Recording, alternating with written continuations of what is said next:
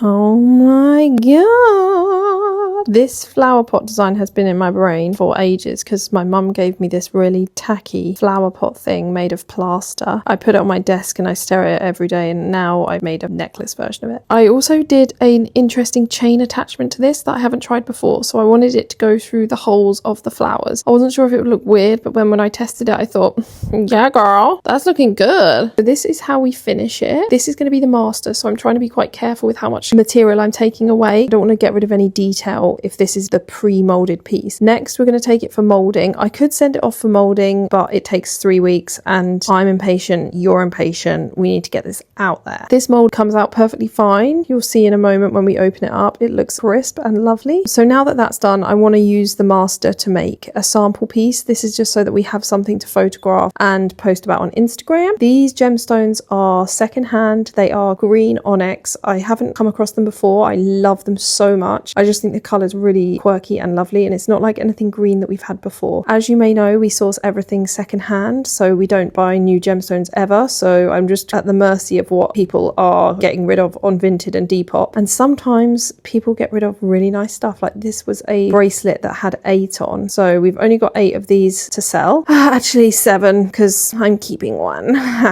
But I have asked Gemstone John if he will cut us some more out of some gemstone scraps that we got secondhand as well. So he has been given the stone dimensions and he can cut us some more colours. And we've got some really interesting colours in there as well. It will be nice to see how they look when they come back. This soldering method is kind of like sweat soldering, I think it's called, maybe, where we're just heating from beneath and just trying to get that silver solder to flow into the piece. I'm using quite a small flame for this just because I don't want to overheat it. Sometimes if you overheat the gold bezel, it can like split the join, which I'm trying to avoid, but you will see in a minute happens anyway. This is all kinds of crazy colors, and then here we go. It's going in its acid bath, which sounds more intense than it is. And then this is where I have to sand the bezel down quite a bit because like I say, it's split. But this isn't a problem because the gemstone isn't super high. It makes sense to grind the bezel down a little bit anyway. We're going to put it in here before we set, just so that it gets all the polish and grossness out of it. This is the satisfying bit. Oh yeah, baby, she dirty.